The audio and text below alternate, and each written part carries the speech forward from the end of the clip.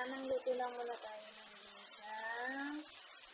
Lagi beans naman ngayong gabi. Nilagyan ko lang ito ng oyster sauce. Ayan. Luto lang muna tayo.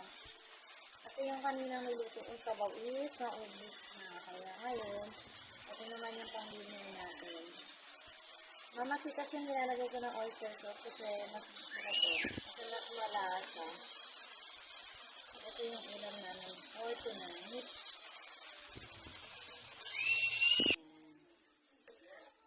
Tamang halo lang tayo ngayon na aking niluluto. Saksak ko na yung abay kasi kanina medyo mahina. Halo lang to guys. Baguio beans, saka yung tokwa, and then ang nilagay ko ay oyster sauce. Ito yung ulam namin ngayon. So, kung akala nyo na magaling ako magluto, diyan kayo nagkakamali. Masarap lang ako kumain, pero magluto. Medyo hindi tayo, hindi tayo perfecto magluto. So, ayun lamang guys. Let's eat na tayo. Good na. Ayun na.